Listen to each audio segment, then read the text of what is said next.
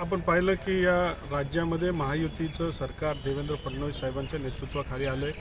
देवेंद्र फडणवीस साहेब दोघेही उपमुख्यमंत्री यांच्या नेतृत्वाखाली महाराष्ट्र आता थांबणार नाही हे जे ब्रीद आम्ही दिलं होतं त्याला अनुषंगून आता 100-150 दिवस होत नाही तितक्यात आपल्याकडे वेव्ज नावाची कॉन्फरन्स, आंतरराष्ट्रीय स्तराची कॉन्फरन्स, वर्ल्ड ऑडिओ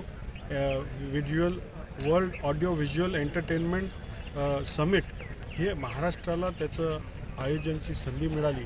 त्याच्या माध्यमातून AI पासून तर एंटरटेनपासून तर या सगळ्या म्युझिकपासून तर डिजिटलपासून या सगळ्यांना जगाचं एक शिखर परिषद ही इथे घेण्यात आली आणि त्याचं यजमानपद हे महाराष्ट्राला दिलं आहे असं आम्ही आमचं भाग्य समजतो.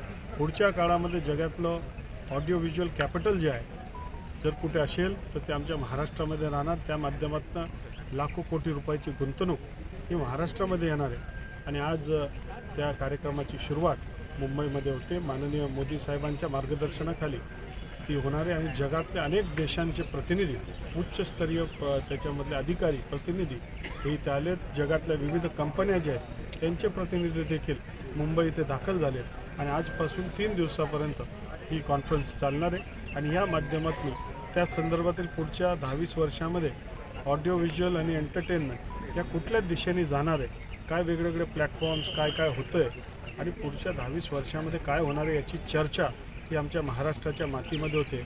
आज महाराष्ट्र दिन आहे आणि त्या दिनानिमित्त ही सुरुवात अत्यंत योग्य होते. मी मनापासून देशाचे कणखर पंतप्रधान माननीय मोदी साहेबांचं, देवेंद्र फडणवीस साहेब यशस्वी मुख्यमंत्री, दोघंही उपमुख्यमंत्री महोदय यांचं मनापासून अभिनंदन करतो आणि ह्या माध्यमातून महाराष्ट्रातल्या युवकांना रोजगाराची संधी मिळणार, हजारो कोटीचा निवेश हे महाराष्ट्रामध्ये येणार आहे.